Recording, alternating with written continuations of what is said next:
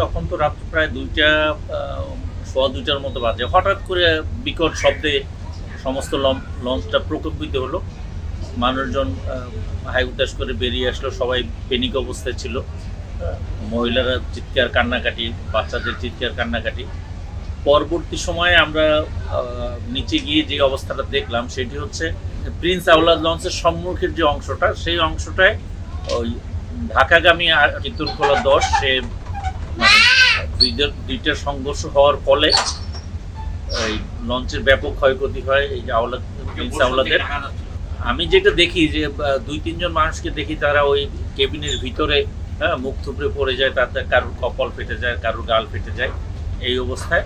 তো পরবর্তী সময়ে আরেকটি শুভরাজ 9 লঞ্চ এসে সকাল 9টায় আমাদেরকে উদ্ধার করে এবং আমরা এখন বরিশালের উদ্দেশ্যে রওনা দিয়ে যাচ্ছি।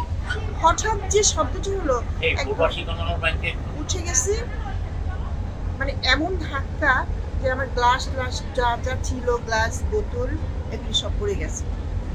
নিজে কি করতে পারি না যে কি হলো ব্যাপারটা। তাহলে তো ওই সময় আর কি হঠাৎ করে ওই লঞ্চটা আর কি আমাদের এটা মারিয়ে দিয়েছে মাথা দিয়ে। তারপর সাথে সাথে মানুষ একটু ঘুমের ফেলে জায়গা চিক্কু দিয়ে উঠছে। ইতিমধ্যে পিছিয়ে থেকে একটা বাচ্চা লুয়েছে, ধরে বাচ্চারা মাথারা ফেটটা রক্ত অত্যন্ত ভরে গেছে। পরে ওটা আর কি ব্যান্ডেজ করে আর কি রক্তটা থামানো হয়েছে।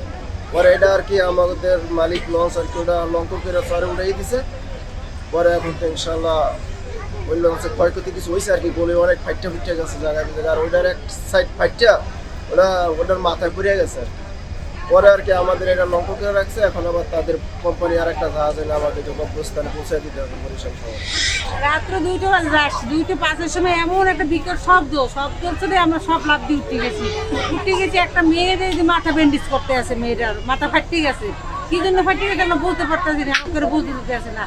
তারপর এক লোকের কাছে জিজ্ঞেস করলাম, উনি কয়ে যে লঞ্চ চলে যে আপনার হয়েছে ওই একটা খাইছে কীর্তনখোলার সাথে খাইতে রেমে রয়েছে। তুমি ছিদ্র হয়েছে কয় নাই, ওরা ছিদ্র হয়েছে কথা কয় নাই, না করার পর এরপর ওরা কীর্তনখোলা চলে গেছে।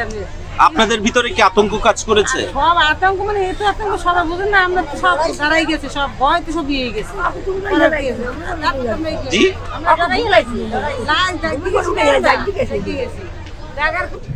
রাত্রে আমাদের এই প্রিন্স আওলাদ 10 লঞ্চটি বরিশালের উদ্দেশ্যে ঢাকা থেকে সাইডে যাইতেছিল।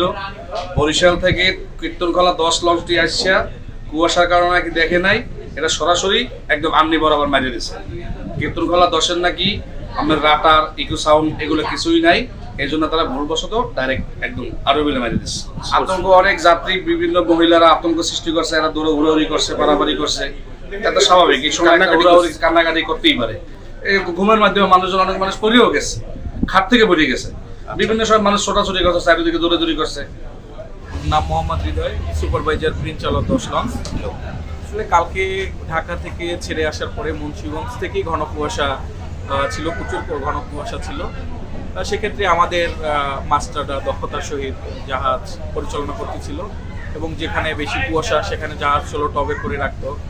সেটা আপনারা হয়তো বা যাত্রী ছিলেন জাহাজে, আপনারা দেখতে পাচ্ছেন।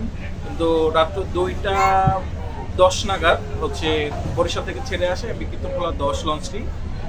আসলে ওই লঞ্চের রাডার নাই বললেই চলে, রাডারটা নেই।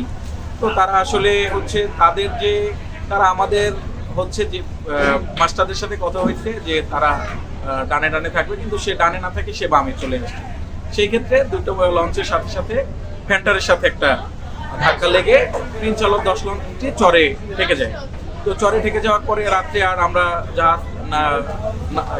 চর থেকে নামাতে না পারার কারণে আমরা হচ্ছে বরিশাল, ঢাকা থেকে বরিশাল রুটের এমপি শুভরাজ 9 লঞ্চটি আবার যাত্রীদের নিরাপত্তার স্বার্থে ঢাকা থেকে ওই মুহূর্তে আমরা আবার নিয়ে আসার পরে শুভরাজে আমরা এমপি প্রিন্স আওলাদ 10 লঞ্চের যাত্রী শুভরাজ 9 লঞ্চে এনে আমরা এখন আবার বরিশালের উদ্দেশ্যে যাচ্ছি। না, এরকম তেমন কোনো ক্ষয়ক্ষতি হয় না এবং আমাদের জাহাজে আল্লাহর রহমতে কোনো মানুষ আহত হয় নাই।